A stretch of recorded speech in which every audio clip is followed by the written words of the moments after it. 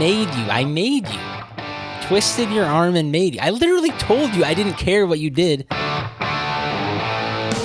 Hello world and welcome back to Gridiron Campbell, the only podcast that puts its money where its mouth is. I'm your host, Rich Ron, and I'm joined by, for the moment, two members of the collective, the Disciple, Brett Colson and Donnie DP Peters. The resident moose is at Casa Peters right now doing a show in another room. So once that show ends, he will hop on into our Riverside and join us shortly.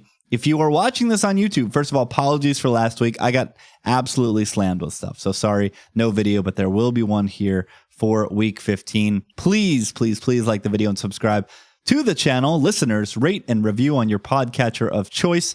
5 stars only. Like Nick Bosa, who I get it now. He grew up in Fort Lauderdale, went to St. Thomas Aquinas. I get it now. I get the Bosas now. I fully understand the Bosas based on where they were born and raised. The biggest shocker going through the depth charts last night, again, we joked about it last time. I canned the Rams. You know, the Rams never take 5-star. They always just take guys that are just good at football and no athletic pedigree. But the biggest shocker when I was going through the rivals profiles for the depth charts for the San Francisco 49ers, Trent Williams was a 3-star. Somebody put 3 stars next to Trent Williams' name. How big was he coming out of high school, though? Maybe he just became a mammoth during college. Yeah, maybe he did the David Robinson, right? Like the collegiate growth spurt, growing 17 feet while he was at Oklahoma. I think Trent Williams went to Oklahoma.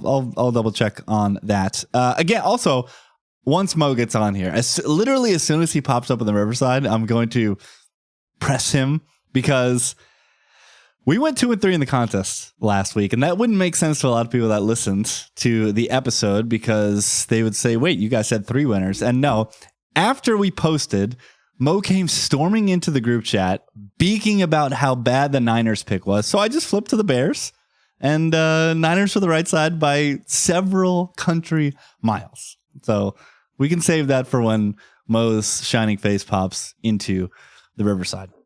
And we got a big slate, so we got to get into it. Full slate of games this week, including a 5-game split game segment, starting with the greatest football team. Miami and the Dolphins, the greatest football team. They travel to Houston to take on the Texans. Texans, coming off the bye, are 2.5-point favorites in CIRCA Sports Million. And DP has the highest opinion on this game on that home team, laying the points with CJ Stroud and them boys. Well, I mean, disclaimer, as Brett always says, we're playing a contest here. We're not picking in real life. If I'm picking in real life, I probably lean Dolphins, but I think that is exactly why, or I know that's exactly why I picked the other side. Is I think a lot of people are looking at this game saying, aren't these teams very similar, if not Miami a little bit better? I feel like it's stock a little bit higher with Miami, stock a little bit lower with the Texans in terms of where these teams are trending, especially since Tua has come back. Miami does look like, the Miami that it should be. You know, not that Tua has played exceptionally well. I personally don't think he's played great. I think some people would argue that he has, but I think if you actually watch the games, there's a lot of really head-scratching throws, but if you listen to this podcast, we're not really Tua guys, so I think that, we've said that many, many times here. So I think plenty of people are going to be on the Dolphins here, so I'm going to fade them and hope that the Texans can somehow find this cover. I mean, I think it kind of stinks to make this pick, but at the stage where we are in the contest, I think we have to make this one. That's interesting to me because I kind of feel the opposite, where in real life betting, I would run to the window, I think, to bet on Houston in this spot. But I think short of a field goal, they might be popular in the contest, even though I'm seeing a ticket count of 32%. It just doesn't compute to me with how bad Miami looked last week against my fighting New York Jets. And then you've got this injury to Teron Armstead. He hasn't practiced this week. He is a massive player on a very average to below average Dolphins offensive line. And then one of the things I've been hearing all week is just how DeMeco Ryans, when he was the DC of the Niners absolutely caged Tua in a matchup between those two teams. So I like Houston coming off the bye here a lot. I just think they're going to be popular. We'll go to Brett because Mo had the highest opinion on the other side. He actually has the Dolphins in his top 5, but the fish bubbled your top 5, Brett. Yeah, it's a really interesting spot in the contest because I'm seeing, like you guys, I'm seeing the majority of the tickets to this game going to Miami, but with this sitting at 2.5, like you, Rich, I think Houston is actually likely to be more popular here. A game where people probably are going to take a stand on both sides. I think both sides will be popular. This is oscillating between 2.5 and 3 in the market, so it's hard to say where this is going to be sitting when people are doing their research and submitting their cards. I do think the Texans are better at football, and coming out of the bye, I expect them to look better, especially on offense, than they have over the past 6 weeks. If I'm betting on this game, I'm taking Houston, but in the contest, I do think Houston will be popular, so that's why I clicked on Miami. I'll tell you what the best angle in this game is for all you folks out there that like the props. I would be betting a Nico Collins ladder in this game. Just watching both Jets receivers go off for 100 yards last week. Nico is such a special player, and the more I've seen this offense this year, the more, although I still believe in CJ Stroud, the more I believe Nico is an elite talent, and he really carried this offense earlier in the year and last year. And I don't think the Dolphins have any answers watching them last week against really a washed Aaron Rodgers, just pick them apart for 300 yards. So where was Ramsey? I didn't watch this game at all last week. Where was Ramsey last week? Ramsey was getting cooked by Garrett Wilson. That's what was happening. Garrett Wilson stitched an absolute clown suit on this guy last week, including that big gainer down the right sideline where Rodgers, if he throws the ball like a high schooler, it's a 60-yard touchdown, but instead he leads Garrett out of bounds after the catch. Garrett ran an up and out, and Jalen tried to adjust. Like he saw the out and up and like realized it and tried to like snap his hips, but his feet just, he's getting old, right? Like it's just not there. And he just literally fell down. And Garrett was just screaming down the sideline. So very different players. Nico's not the route technician that Garrett is. But in terms of like sheer power and just these crossers where he's just a yak monster because of strength more so than speed. I don't know if the Dolphins have a lot of answers for those types of attacks from Houston. Keeping it in Texas as the Cowboys travel to Carolina to take on the Panthers. The Panthers are -2.5 in the contest. And if you want to talk about sides that might be popular because they're laying less than a field goal against Cooper Rush, it might be the Panthers. But DP has Carolina in his top 5. Yeah, I mean, I went back and forth on where I thought this would be popularity-wise, and I don't think that I ultimately could decide. I don't know. I felt like maybe I'm just stuck in fucking poker land. I don't know. And I'm hearing a lot Carolina's of these the new Detroit, dude. Carolina's the new Detroit. Everybody's going to start their card by putting Carolina I fully on. understand. I fully understand. But if you've been at the casino with me all week, you would hear people talking all about the Cowboys and how they're just a better team nonstop and how they can't believe that the Panthers of all teams are favored. And I'm just thinking in my head, well, this is not the Panthers team that we saw at the beginning of the season. It's an entirely different team, right? So I don't see that. I think it's justified with how the Cowboys are playing lately, especially at the quarterback position. I also think the Cowboys coach is an idiot, but we all think that the Panthers should be favored here, So I don't know. I'm just like, in my world, what I'm hearing, I feel like I'm hearing more about the Cowboys getting 2.5 here against the Panthers, and people are going to be more on that side. So that's what led me to click the Panthers, also in combination with the fact that, again, the team is different than it was. They're playing much better. The coaching seems to be much better, which I think is a big sign. Obviously, Bryce Young is playing much better. Ever since he got benched and now got back in there, he seems like he's got his mojo back. So why can't this team, I don't know, really just control the game with the running? That's what they want to do. Dallas sucks against the run. We know that. So yeah, I mean, maybe ultimately the contest sees that as well. I oftentimes try and guess this leverage and ultimately have no idea what the hell this contest does every single week when I see the results on the popularity. But yeah, I went with the Panthers here.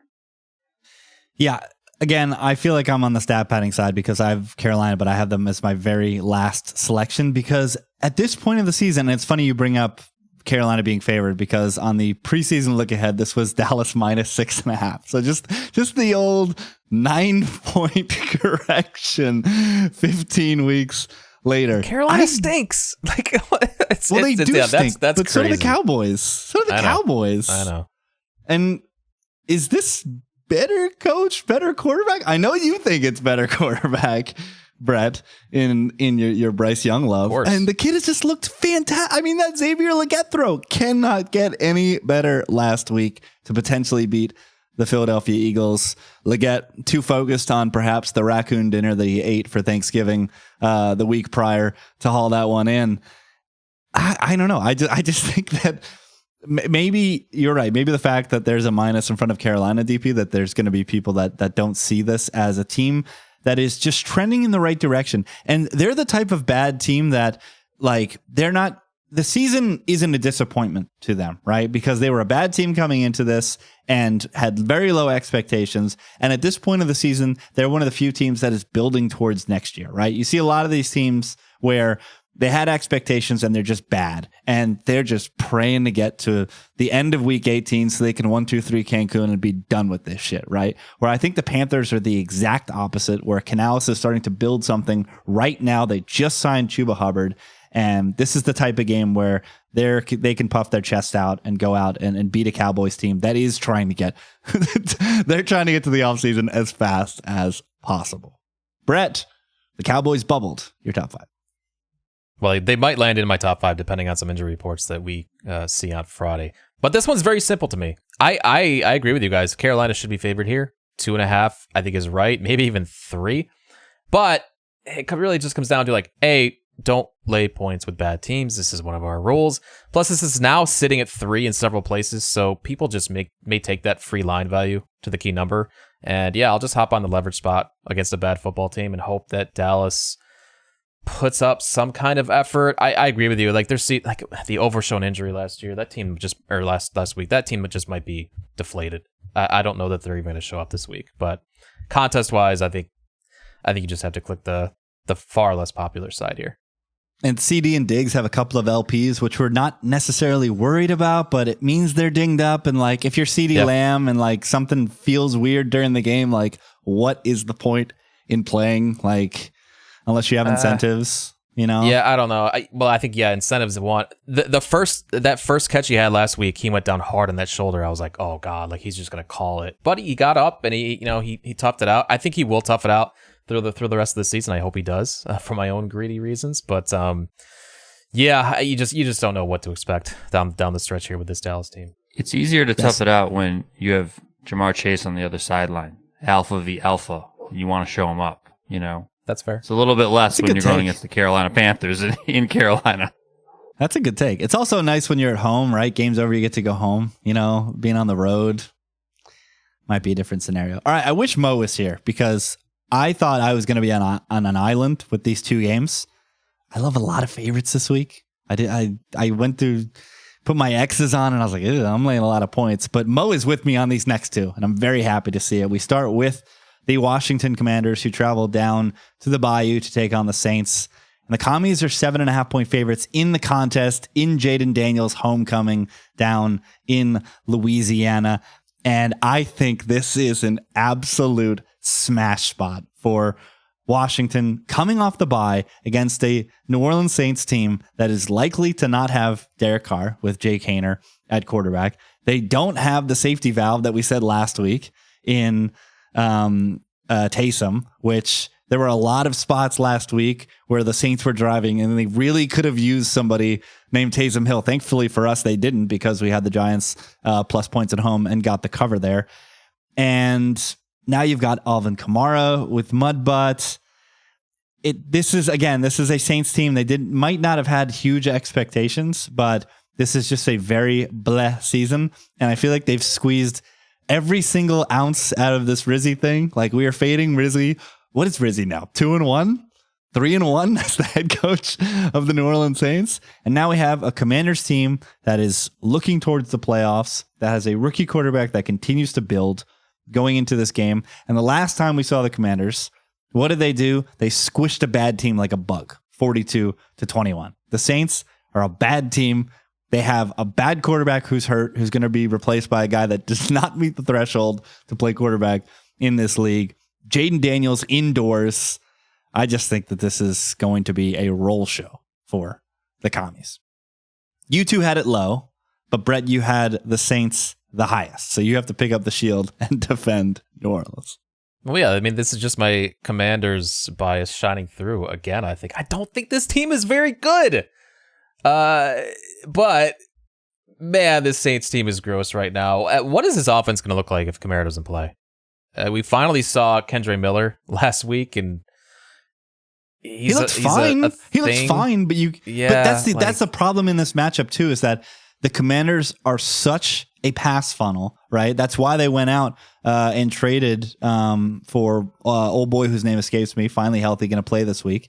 Like, they kind of designed signing Bobby Wagner, signing Frankie Louvu. They kind of like shored up defending the run, and they have a lot of spots to attack in pass defense. But like, what are the Saints going to do to throw the ball? That's the problem. Lattimore is that who you're thinking of? Which this is a revenge spot for him too. Lattimore revenge. Oh my goodness.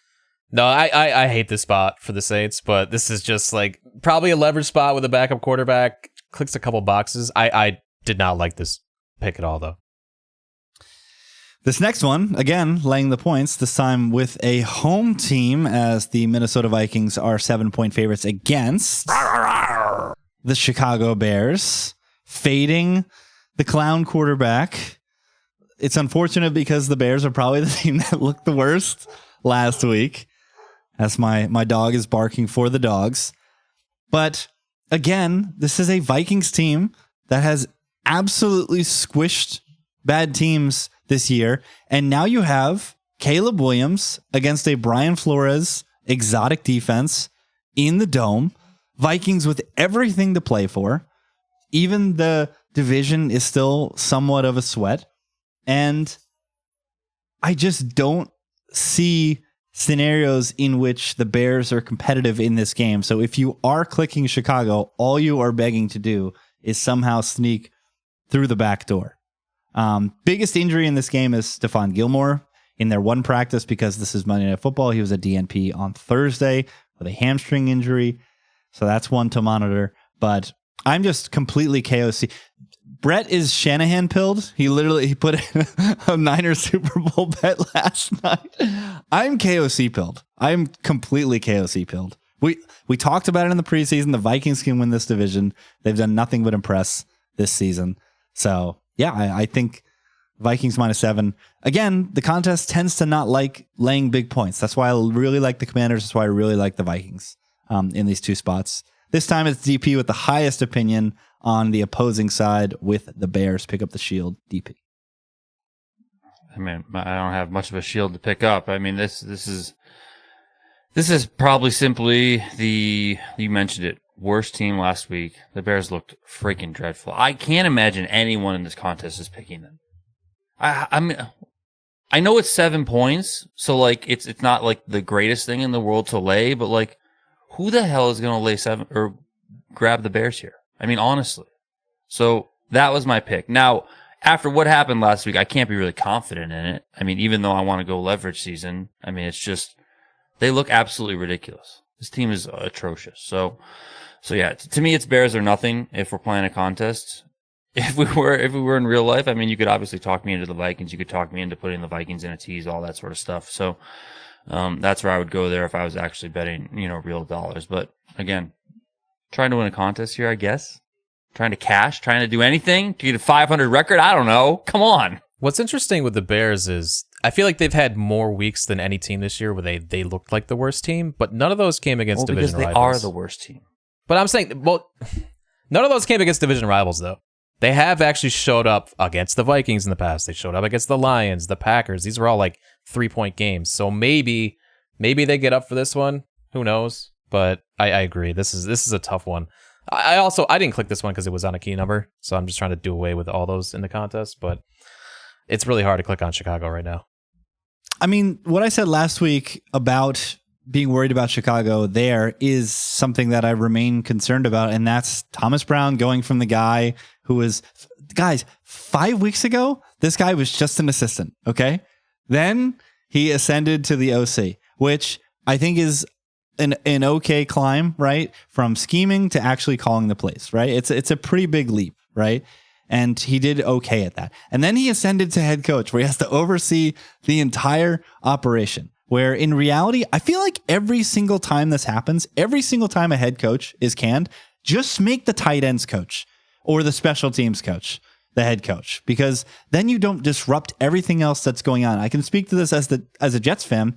I think making Ulbrich the head coach has diminished the impact of the Jets defense this season, because he doesn't just get to focus on the defense. So just take and this is how Dan Campbell got his start, right? He was the tight ends coach for the Dolphins. They chucked him in there as head coach. That was his first opportunity. Like, just get a leader of men, get a Rizzy who's going to get out there and just be rough around what did he said something outrageous about Kendry Miller. Basically that they were faking his IR stint is essentially what he was alluding to, because he's not as polished when it comes to these press conferences. So just get a guy that's rough around the edges, leader of men that can just be the head coach. And don't pile on more responsibilities for somebody that might actually have an important day-to-day role in the operation. And I think that might be what's happening with the Bears, at least last week. I wish Mo was here for this last split game, because Chiefs-Browns, literally nobody has an opinion on this game. We've got weather here. We've got the classic lake effect wind that's going to play a role in this game, and then 88% chance of rain. You've got an historic Chiefs team that can't cover against anybody, going up against, it's Jameis week every week, just backbreakers all over the field. So I have no idea how to cap this. Brett, help. I need help. I can't. Yeah, I feel the exact same way. How do you, like, I'm done with the Chiefs, and I don't know how to cap for Jameis. So, like, this is the absolute stay away for me. Everything in my brain says, and we'll get to this in a consensus pick later on. Everything to me says, okay, bad weather, a lot of variance. You always click the home dog, right? In a spot where it's ugly and the ball is going to bounce in a lot of weird ways, I want the dog in that scenario, because chaos tends to favor the dog. But then you've got the ultimate chaos maker at quarterback for the team getting the 4 points. So yeah, I'm all right. I'm done with this. Let's get out of the split games. Go for it. Yeah, let's move on. I don't want to go down to Jameis. I don't want to go. I don't want to go down to Jameis. Yeah, no. Let's get out of the split games and get over to. Oops, wrong button. Oh, perfect timing. The Lone Wolves.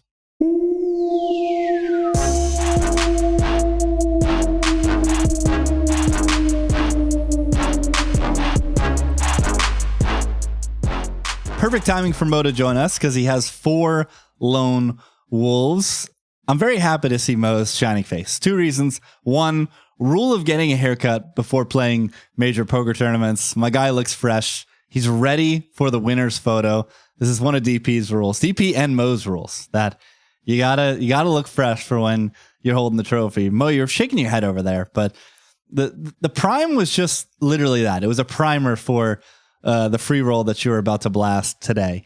The second reason why I'm happy to see Mo's shining face is that I want to admonish him for storming into the chat last week, beaking as loud as he could, and making me put a loser on.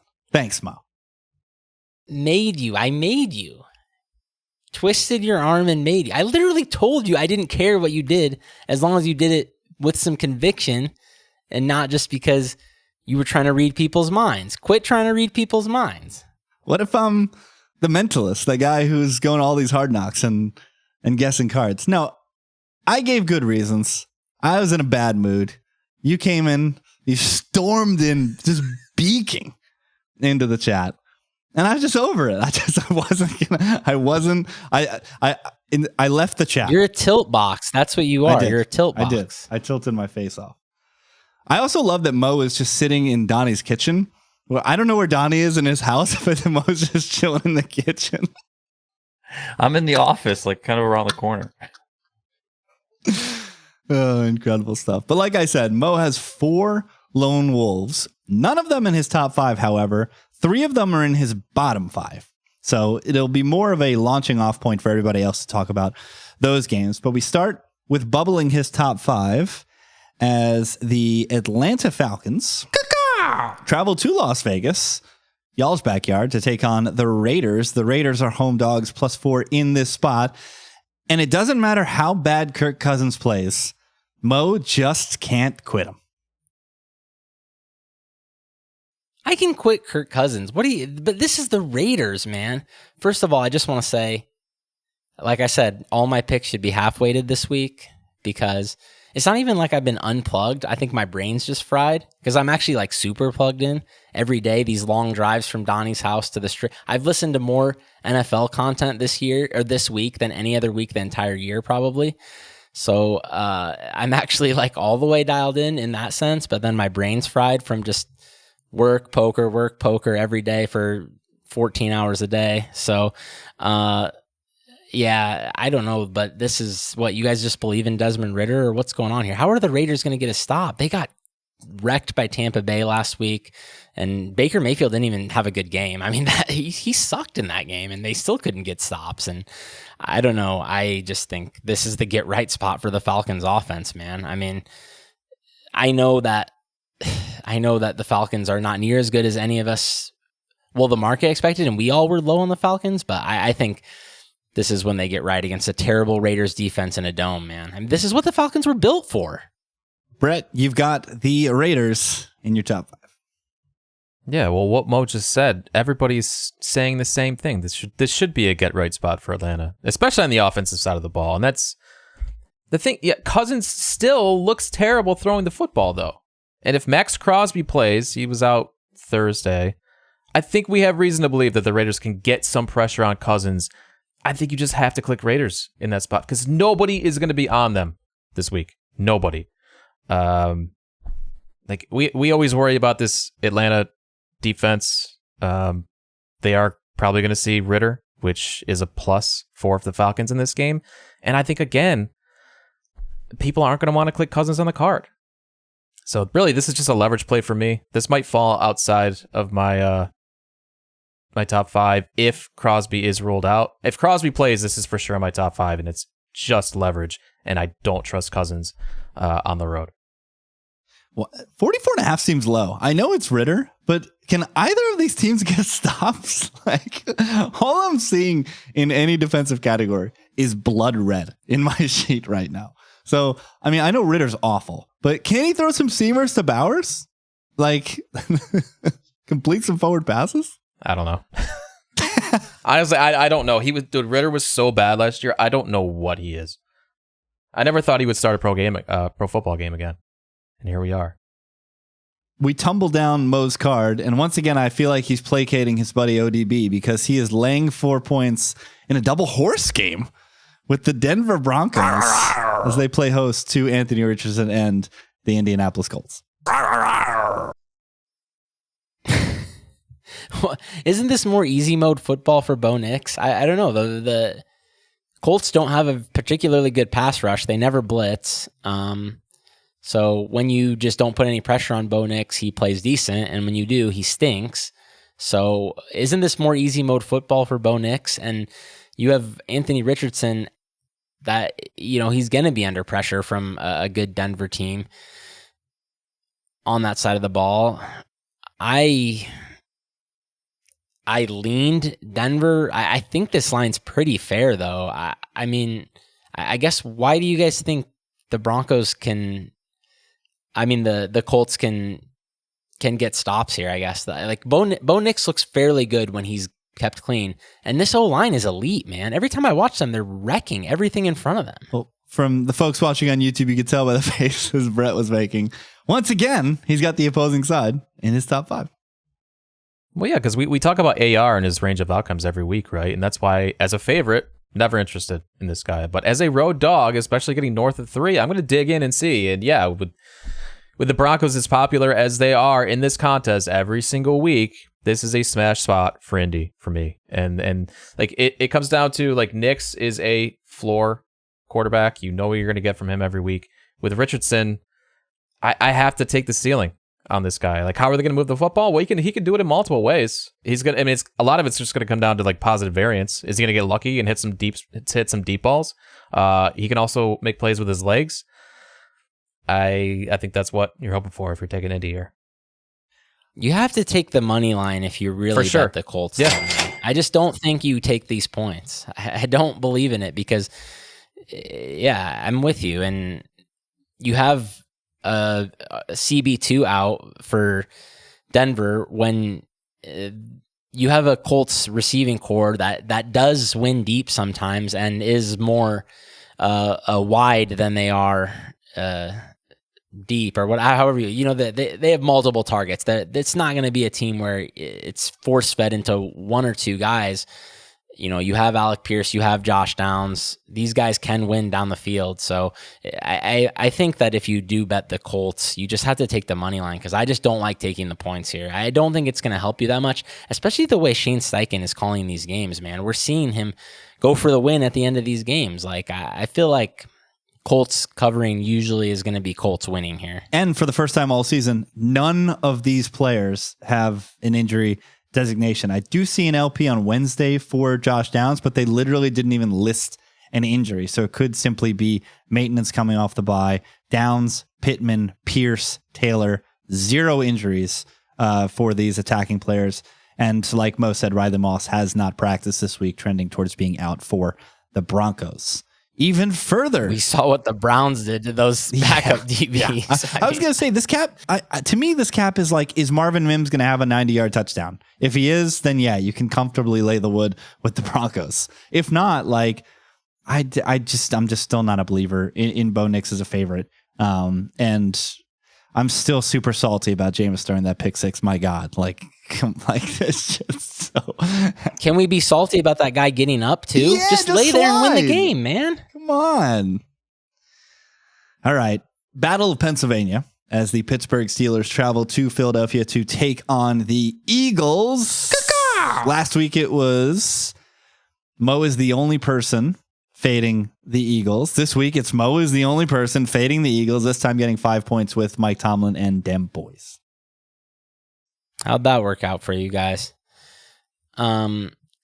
This one is, I thought was pretty fair, but would I actually lay it with the Eagles? I don't think so, just because it's not a passing game I can believe in right now. So I just don't know how they're running away from anybody in a game with rain, low total, 43, I think is the number here. That being said, I understand that this is kind of a bad matchup for the Steelers. They don't play football in the way that I think you want to play against this Eagles team. We know you want to be patient against these Vic Fangio defenses. We saw what Patrick Mahomes did to them before. We saw what other teams have done with being patient, running the ball, checking down is the way when you're facing these, safer coverages. And those are not things the Steelers are good at, right? Like, I'm concerned about this offense without George Pickens too, but I just don't know how you run away from somebody the way the Eagles passing game looks. Jalen Hurts is playing horrible. I know, speaking of ODB, he's sitting there trying to tell me that we're too low on Jalen Hurts and we don't believe in him enough and we don't give him enough credit. I mean, the dude was atrocious against he was sliding 5 yards deep in the. I mean, I've never seen less heart than that play where Jalen Hurts was like rolling out and there was a rusher kind of near him. He looked like Tom Brady. He just took a dive. I mean, I don't know, man. I can't get behind this. He had 100 yards passing against the Panthers. So I don't know how you cover a number like 5 without that. As concerned as I am about this Steelers offense here. Yeah, it's one of those where normally the Steelers are going to have a trench advantage on both sides of the ball. But I think one of the few times all year that's not going to be the case in this game. And I've just seen it time and time again. Tomlin against a tomato can, he's going to do it. Tomlin as a a dog against a mediocre team, he's going to do it. But every time Mike Tomlin is up against a team with a pulse, a team that gets it, this team just doesn't show up. I've got the Eagles in my top 5. I think there's some potential for some squeaky wheel action here with A.J. Brown, for him to get peppered with targets as he should. I've said this multiple times, at least on Twitter. I think A.J. Brown is the MVP of this team. You look at the 2 games they lost was when A.J. Brown was sidelined. The only games this season they haven't gotten to 20 points was when A.J. Brown was sidelined. This guy stirs the drink on offense for the Eagles. He has, when he's not performing, he still has gravity because you have to have 2 people accounting on him, which creates lighter boxes for Saquon to take advantage of. Jalen Hurts in the running game as well. I mean, my biggest fear is that if Tomlin was just a normal coach that didn't always blow it, like, I think the Steelers have the better coach, better quarterback in this game. Like, I rate Russ higher than Jalen Hurts, but I've seen this movie so many times where the Steelers just no show in a big spot. And I think even running straight, I think the Eagles can have some success in this game. And on top of all that, as Brett also has the Eagles in his top 5, everybody loves the Steelers, Brett, and everybody is going to click Pittsburgh. Yeah, especially last week when they covered, when they shouldn't have covered. Dude, we talked last week about Russ and his dependence on splash plays and deep balls. We saw the negative impact of that last week when he didn't have his alpha boundary guy on the field in George Pickens. The Steelers' offense was pitiful last week, 4.3 yards per play. But they got a lot of positive variance playing against Jameis, found a way to get that easy cover, even though the underlying numbers said they didn't deserve it. If Pickens doesn't play this week and it's trending like he's not going to play, I don't know how the Steelers move the ball in this game. This is a serious problem for Pittsburgh. You can't run on this Eagles team. And if you're a negative script, how are you pushing the ball downfield if you don't have receivers who can win? Like, I was wondering, isn't Jalen Warren over catches the play this week? He's going to catch so many dump offs. That was my next point, is like, even if you're like, how do you cover backdoor if all you have is dump offs to Warren and Freiermuth? Like, that's their offense. So I just don't see it. Meanwhile, the Eagles, I think, are a great buy after they escaped as 16-point favorites last week. Ticket counts are super heavy on Steelers right now. So I think the Eagles are a strong contest play this week. The old won the game, but still looked the worst last week because everybody, on top of that, you had that stupid $3 million bet. Everybody was sweating from the Panthers side. Everyone's pissed that the Eagles won because some rich guy won $400K on a $3 million bet. So yeah, the old won the game, but still got anti-sentiment for the Eagles. We turn to the Bengals, who travel to Tennessee to take on the Titans. The Bengals are laying 5 points on the road, and it worked last week in prime time. The Bengals as road favorites, and Mo is going back to the well. I believe this is your very last selection, Cincinnati. Yeah, definitely not going back to the well. This one, I trust the Bengals to get ahead? Yeah, I do, actually. Do I trust them to hold that lead? I don't know. I think betting the Titans live when they're down 14-6 or whatever, 14-3 is probably going to be nice because I do think Will Levis can put a few drives together and score some points once the Titans fall behind here. So, I like that look in this game from a real-life betting standpoint. I don't know what to do with this one. Beyond that, yeah, they got a cover they didn't deserve last week. Sorry, ODB. Sorry, everyone else who had the Cowboys. That was one of the worst beats of the year for sure. If you had Cowboys, the guy next to me at my table, he had Cowboys money line, didn't take the points. So he got extra moosed because they were just going to win the game if they fall on that punt, I think. I can't remember the exact situation, but pretty sure it was basically going to be like a pretty easy win after that. So, yeah, I mean, I trust the Bengals to move the ball and score some points. I don't know if I trust them to hold that lead. So this is just no interest from me. I feel like this is a weekly occurrence now where one of Mo's low lone wolves shows up in every single other member of the collective's top 5. And this week it is with the Tennessee Titans. I'll kick it to Donnie because he has the highest opinion on this game, but this is what I was speaking to previously with regards to weather in the Browns-Chiefs game, where bad weather tends to favor the dog because chaos favors the dog when the ball is bouncing. You want to be getting points in that scenario. I think that the Bengals defense, as shown on Monday, is completely gettable. And I think the Titans, while last week was an absolute dumpster fire offensively from this team, I still really like these weapons. I'm interested by this Tony Pollard injury because I love Tajay Spears and I think he has some juice to get in there. But yeah, I just think this is way too many points for a Bengals team that escaped covering on the road last week. But once again, DP, you've got the highest opinion on Tennessee in this spot. I mean, Rich, you mentioned, how Cincinnati looked last week. I mean, how about how they looked all season? People just score 30 against them every single week. It seems like it's just pretty easy. This defense is atrocious. So even if you do have confidence in the Cincinnati offense being able to move the ball, which could be questionable given the fact that Orlando Brown looks like he's going to be out, and that's going to hurt the offensive line. The Tennessee defense, I don't think, is all that bad. So iffy there. Who's a better agent of chaos than Will Levis? I mean, let's go. Welcome it all in. Let's go. This is a great spot. An absolutely great spot for the Titans. They could just win this game outright. They definitely can win this football game. Brett, put a pin on this contest. It's also in your top 5. I mean, this is my squad. I think there are several things pointing to Tennessee here. First, they're coming off the loss last week as home favorites to the Jags. People are completely off this team.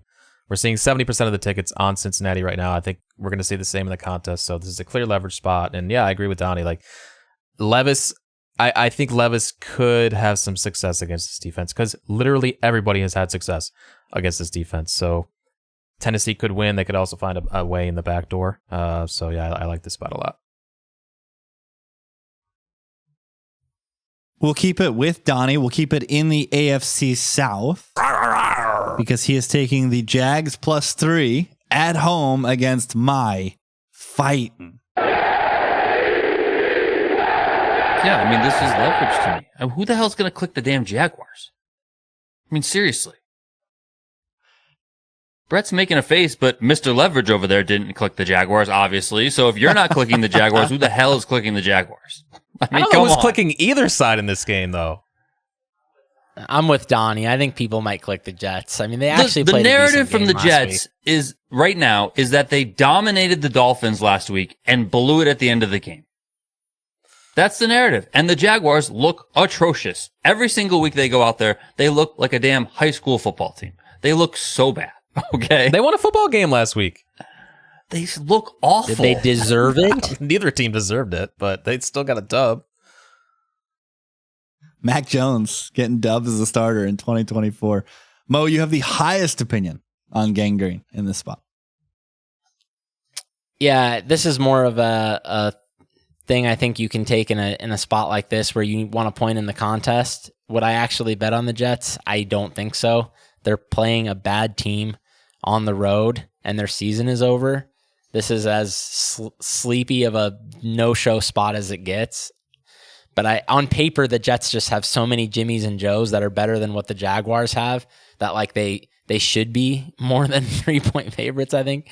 But I don't know if I can really get behind betting real money on them. They do put pressure on the quarterback, though. That's the one thing the Jets do. And, man, Mac Jones under pressure is a sight to see, you guys. I mean, he's clueless. He's like early career Geno. He doesn't know where to go in the pocket. He's taking the worst sacks. I mean, he doesn't have the arm to, like, throw off platform. So, yeah, it's ugly, man, when you get pressure on him. But would I be surprised if the Jets no-showed and lost by 10? Not really. He can't move either, and where the Jets get pressure is internally through Quinn Williams. I think Quinn Williams, there was one of those graphs, x-axis, y-axis, pressure rate, and I think it was double teams or something, and it was all defensive linemen, and Quinnen was like 15th in the league, despite playing on a bad team and having nobody around him on the defensive line. He's just still an absolute nightmare, and I'm so happy the guy didn't go Muhammad Wilkerson on us and just basically punt after he got his contract. Like, all Q has done is worked even harder and really earned his captain status on this team, and it just kicked ass up front. So absolutely love that guy. And you're right. The Jets, go ahead. That dude might go down as one of the most underrated football players ever. Nobody ever talks about him, and all he does is he just dominates and draws so much attention. I'm being very sold on some folks from the draft community, not to skip ahead a couple months, but skipping ahead a couple months, on just taking Graham if he's available for the Jets, and just having Graham and Quinn in next to each other and just being an absolute nightmare in the A-gap against every single team in the league. Just watching what Jalen Carter is doing for the Eagles right now, and just like the kind of disruption you can have as a unit when things just collapse at the center of attack for an offense is incredible. And to put someone, I mean, we saw someone like JFM, who's a good football player, like the impact he had next to Quinnen Williams. Now you put another game wrecker next to Quinnen Williams. Like, what kind of interior pressure can you generate? So it sounds crazy, like wanting an interior defensive lineman when you're kind of in a weird rebuild situation. But I think the impact he could have next to Q would be phenomenal. And just like Mo said, Sauce, full participant playing, Michael Carter back to full participant. There's just so much talent on this Jets team that, I mean, again, I've seen the story so many times when we absolutely need them to lose. And a huge toilet bowl spot, 3-10 versus 3-10. This is when the Jets win by 2 touchdowns going away, high flying, gangrene, and absolutely blow the tank. Another New Jersey team in DP's Lone Wolves. This time it's the G-Men. DP.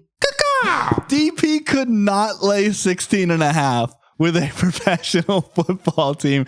He's got Tommy Cutlets plus the 2 touchdowns and 2 extra points and a half point.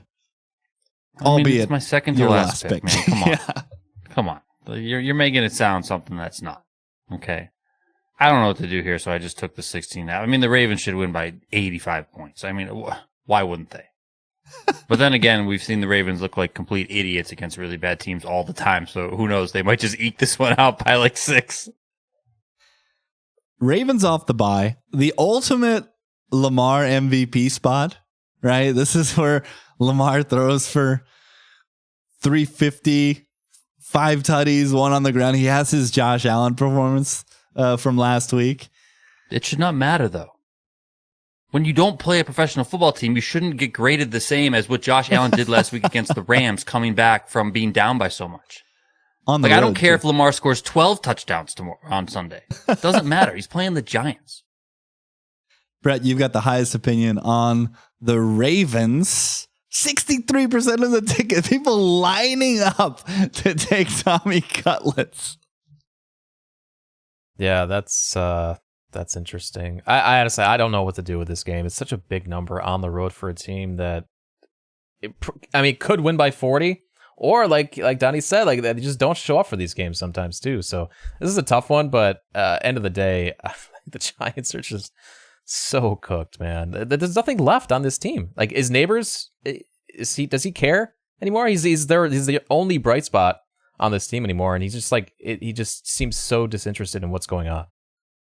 Yeah, Neighbors is just FaceTiming Cam Ward, getting ready to hit the town in April when he's the 1.1 and headed up to New Jersey. All right, Brett's only lone wolf. It is the game that was the most difficult cap for me this week. It's Bucks at Chargers, and it's because I have no idea, at least from the Bucks perspective, who's going to be playing football in this game. Littered with DNPs at meaningful positions. Antoine Winfield already ruled out, but Tristan Wirfs, Mike Evans, Sterling Shepard, KJ Britt, Bucky Irving, Mike Edwards, all have not practiced this week. All play key roles on this team, especially Mike Edwards, who would be backfilling for Antoine Winfield, given that he's not going to make this game. All that being said, I am interested in the Chargers if these injuries are real, but don't know what to do if they are not. Brett, you are taking the points with the Bucks in this spot. Well, admittedly, I didn't even look at this game because it's at 3 on the key number. So I want nothing to do with any of those games. I have nothing here.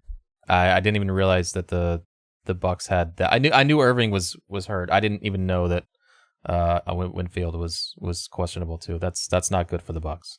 And for prop, Winfield's out. yeah, Winfield is just flat out. But the Bucky Irving thing, for all you fantasy folks out there, it is a back injury, and what the scuttlebutt is that is a pain management injury, which means that even if he goes, this could be the back flares up in the second quarter, hand goes up, guy leaves the game. So be aware of that as the fantasy playoffs roll around this weekend, that Bucky Irving might not be the workhorse that he has been to date. He might be falling further to like an RB2 flex range. So just keep that in mind, all you fantasy people out there.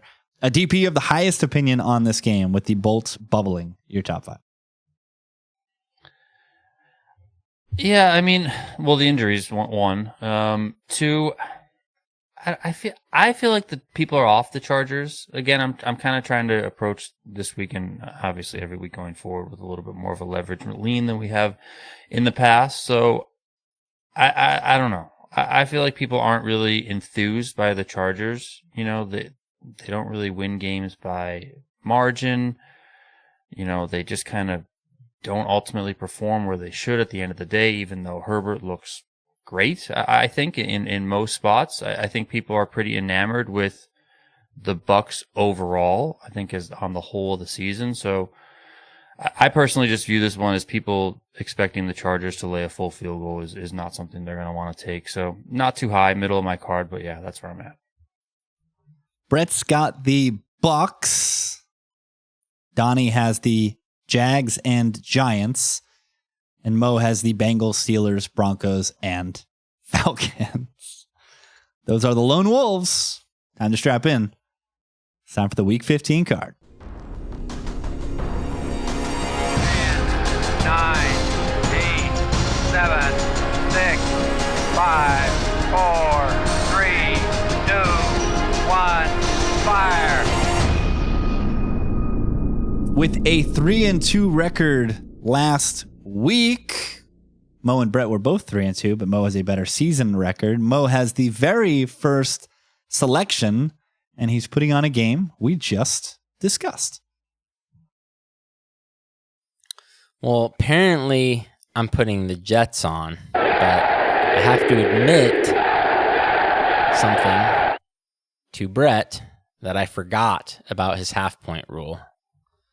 So I'm wondering if I should change, but I'm not that confident in any of these other ones, so that's really my problem. I really only liked one game this week, and apparently it's the collective pick. It is the collective pick. Your third pick, as a spoiler to you, is also going to be sniped. You missed the split game segment, but there is someone also with you on that game. So we'll pencil in the Jets for now. Brett, we go to you. This does not have a hook attached to it, but it's in the dead zone, nowhere near a key number. Who are we laying points with? Another favorite on the card. Yeah, we're laying points with the worst quarterback in the NFL, Jalen Hurts. We've got the Eagles. EAGLES, Eagles. I'm a fan of this. I'm also a fan of the next pick because it's mine, and it's another split game. Mo, you weren't here to talk about this, so I'll cede the floor to you after I say it. It's the Washington Commanders. I'll real quick synopsis of the show for you, Mo. We've got Jaden Daniels coming home to play indoors with a high-flying offense against Jake Haener, throwing to nobody with a hurt Alvin Kamara. That's the cap. You don't got to tell me. I capped this one at 10, and I'm wondering if I'm a lunatic. The Commies squish. Literally, last time we saw them play, they played a bad team. They beat them by 3 touchdowns. So why can't they do it again? And well, isn't this what they were doing early in the season when Jaden Daniels was healthy too? And yeah, I can tell you guys that over at ODB's watching that, or Mark Gregorich is really, I always call it ODB's because he's always the one I'm talking to, but hanging out with these guys and watching that Saints-Giants game, that was the toughest watch of the year, man. I have not watched an uglier game all year. Like I said in the Discord, bit.ly/Discord moose, game was so bad that Derek Carr just committed seppuku. He just face first. He's like, I'm done with this. I'm out of here. Donnie, round us off. We need a dog. Dogs barking. Absolutely need some plus points on the card. So give us some. Titans, baby. Let's go. Will Levis and them boys. And not to fret, because the collective machine is going to give us a dog as well.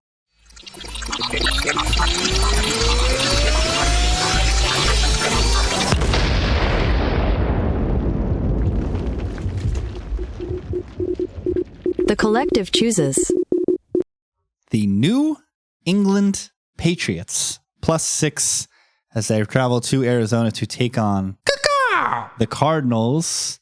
Brett, I saw you do a little head shake there. And I'll go to you first. I'm the lowest on the Patriots in this contest, but you also have them outside of your top 5. This is Mo's top pick. They were also in DP's top 5. Brett, what is your worry with the Patriots in the spot? My worry is that they cannot contain Kyler, a mobile quarterback.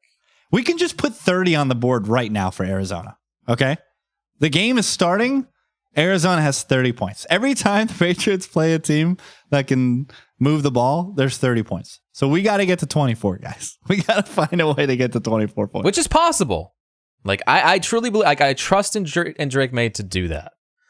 But it is worrisome. Mo, sell us. This was your number 1 selection. Sell us that we should not be worried about Drake May and them boys. Yeah, what I like about this game is that you have a Patriots offense that can move the ball, and you have a Cardinals defense that can't really get stops. I think the Cardinals are regressing into the unit that we and everybody in the world basically thought they were before the season. They don't have a good team on paper. They've been getting wrecked recently, and the Patriots, we know what the problem with this team is. The offensive line is the worst in the NFL. Drake May's been making it work as best he can, and it's been good enough to function, and now he's facing a unit that's near the bottom of the league in pressure rate. We have seen them at times get some pressure with schemed up stuff, but that's about it. So I think Drake can do enough here to keep this within reason, man. I just think I don't believe in this Cardinals defense. I never have, and I think they're showing why these last few weeks. So my fare here was 4, so I like the Patriots here. DP, pile on. Blinders back on for Gerard Mayo and Alex Van Pelt. Yeah, that guy's got to go. Both of them need to go, for sure. I mean, Drake May can score here. What are you talking about? This is. I mean, Rich, you talk about the whole thing with the Jets where they just blow these stupid games that they should lose. That's what the Patriots are probably going to do here, right? They're going to save Gerard Mayo's job.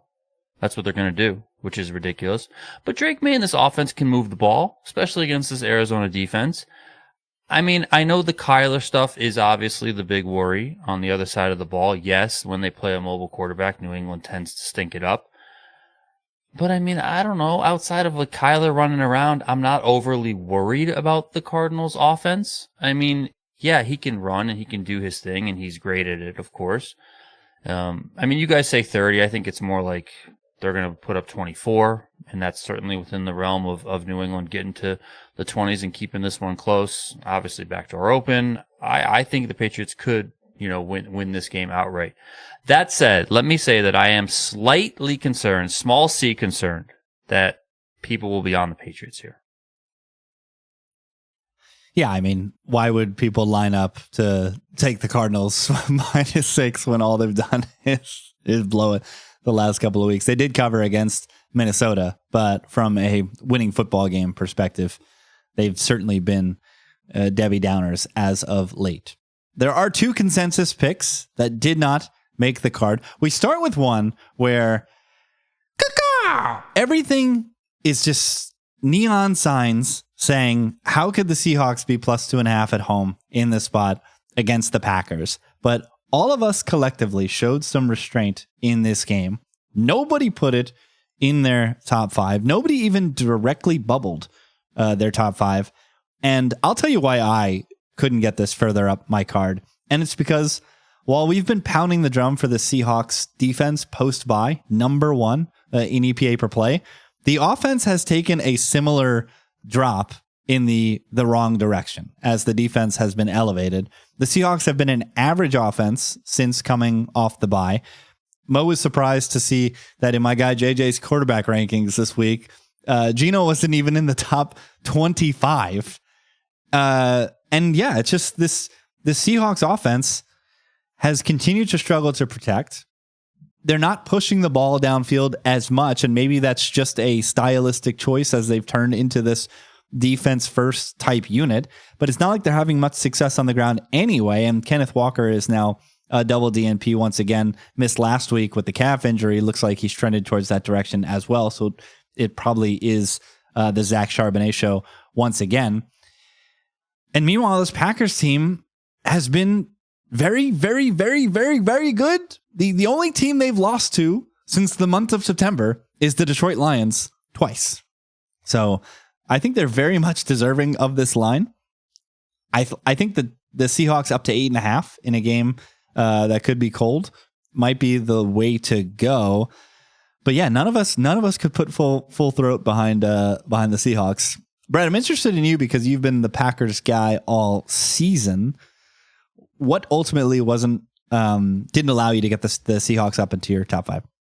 Kind of goes back to something you talked about earlier in this show, in that if there's weather, just take the home dog. And so that's where I ended up here. I'm curious to see, too, if Walker does suit up. I don't think we're going to know if Walker suits up before Saturday, but they're going to need to rely on the run game, I think, here. And I don't know that Charbonnet is the dude.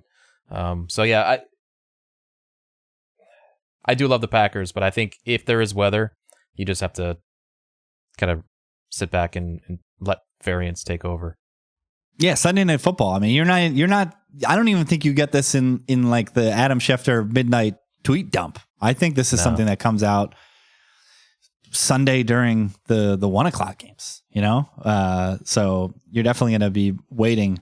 Again, we brought up the fantasy playoffs. If you're a Kenneth Walker owner, apologies, because that's going to be a tough spot to be in on Sunday.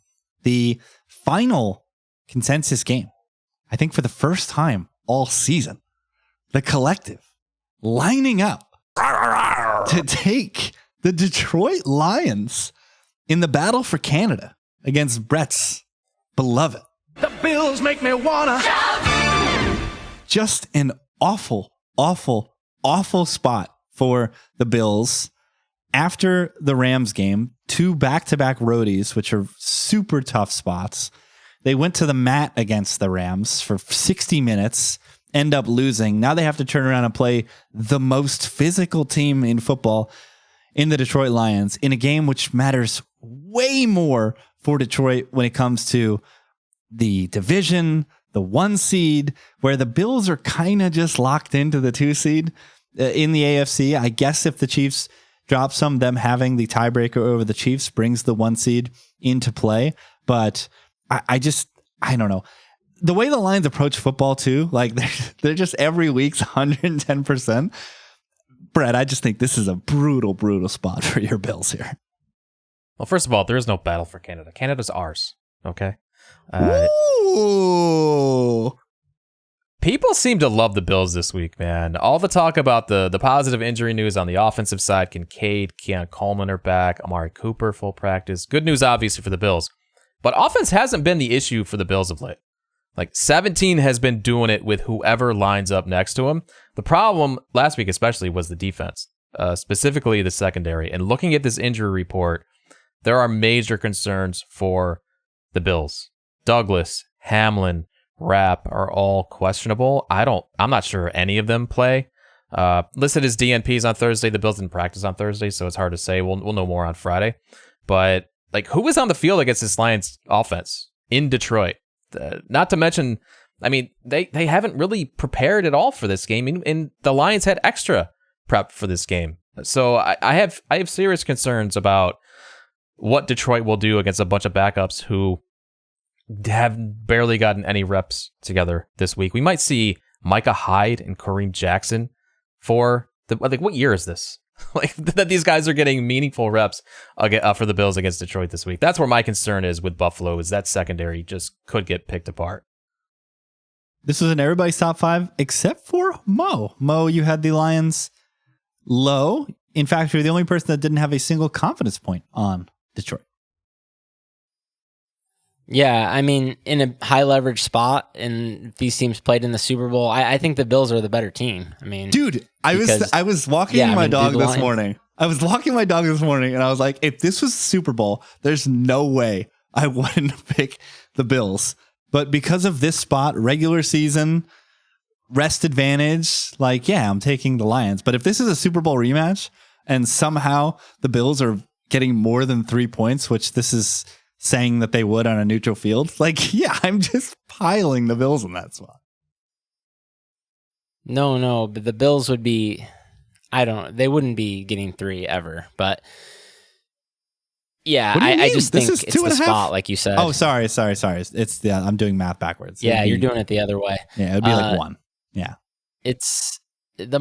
I think the Bills are a better team, even though obviously the Lions probably have a better roster top to bottom, but it's like you said, the spot is just, I don't know if this game means much to the Bills. I mean, I'm sure they would love to go out and win the game, but the Lions have a coach that is going to have their team ready to eat metal in a game that actually matters for them. Like, you know, they're still chasing the 1 seed. They still need to lock up the division. The Bills have the division locked up, and they probably know they're not catching the Chiefs. All right, I know it's been a long show, but I just want to get some takes, especially from Donnie, because I joked about the blinders, but your boy, Bill Belichick, is headed down to Chapel Hill to be the head coach of the North Carolina Tar Heels. And all I'm hearing this week is that I don't know how he's going to do it. Going to college, tough environment. You're telling me that this guy's not going to be able to coach circles around Brent Pry and Mario Cristobal in the ACC? Donnie, please speak some sense to me. I mean, I agree with you.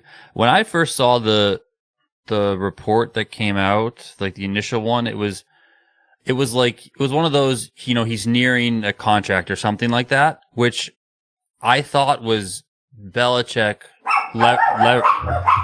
Sorry. I thought that was Belichick leveraging the NFL teams to like push them to give him a job, is what I thought was what that like report was doing. That's like one of those, my agent leaked it, so you know these teams will get off their asses and actually like give me some interviews and get me hired, because I think ultimately like he wants that record, the wins record. So I was a bit surprised that he's going to college, to be honest. That said, I mean he's gonna coach circles around these guys. Like I think the idea that when people are like, oh, you know, is Bill Belichick gonna, you know, go on the recruiting tour? I mean, I don't think he needs to. He's Bill Belichick. Like, you just say, hey, come play for me, kid. Let's go. Like, I think that's going to be great.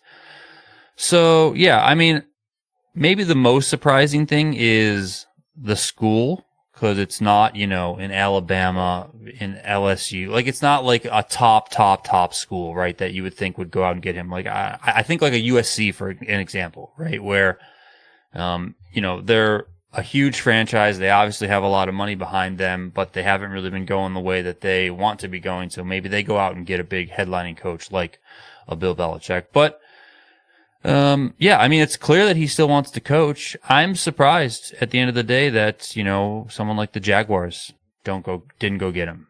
You know, if anything, from an ownership perspective, if you're in the NFL, isn't Bill Belichick being your head coach going to put more butts in seats, which at the end of the day helps your revenue? I mean, that's what these owners all care about. So I'm surprised that like with all of the bad head coaching that there is, like he'd be great like in Chicago, I feel like. Like that's his type of city. He can wear the stupid freaking hoodie with no sleeves in the freezing effing cold. Like he can specialize on defense because that's what Chicago wants to do. Like, you know, he's got a quarterback that has some promise. I know he hasn't looked great, but you know, he still has some promise there. Same sort of thing in Jacksonville, you know, minus the bad weather, but you know, same sort of thing down there. So I'm just surprised that these NFL teams aren't going for him. And then ultimately he would get to chase the record. So I'm surprised that he ultimately went to college. I always thought that was just a smokescreen to leverage NFL teams, and I'm surprised that he actually inked the deal. I think the NFL thing was just a bunch of front office guys trying to cover their ass because they know as soon as Belichick comes in, they're getting shit canned, right?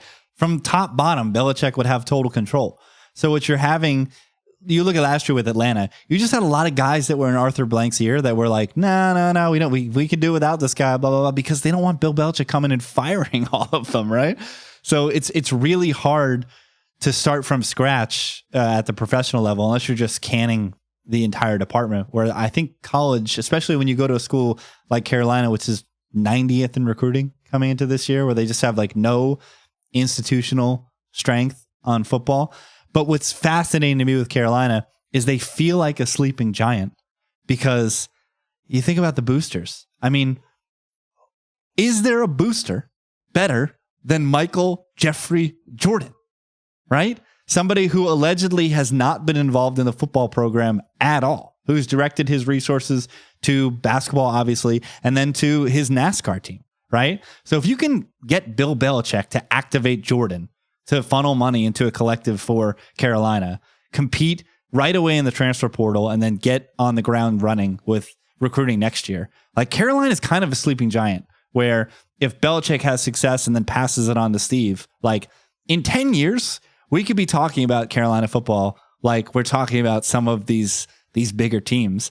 And especially because they're kind of on the easy track being in the ACC. You get an automatic bid from an awful conference. We just had Clemson and SMU playing in the championship game. So a quick turnaround is definitely within the cards for Carolina with Belichick. Brett, put a pin on this unprofesh conversation. I don't see North Carolina ever being in Alabama or Georgia. We've seen boosters dump millions of dollars into programs like Oklahoma State. And where's Oklahoma State? So I don't see that happening. I think North Carolina will still always be basketball school, regardless of what Belichick adds to this program. Yeah, it could be Lombardi. Lombardi could throw this.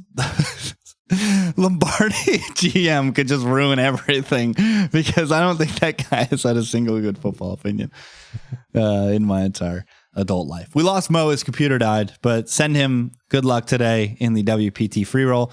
All the good luck to Donnie as well. He'll be battling in the WPT championship. Follow these guys on Twitter at Donnie_Peters, at Brett Colson, COLLSON, at Mo Nuwara, NUWWARAH. I'm at Rich T. Ryan.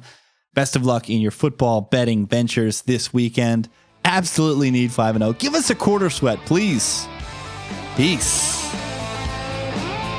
Out.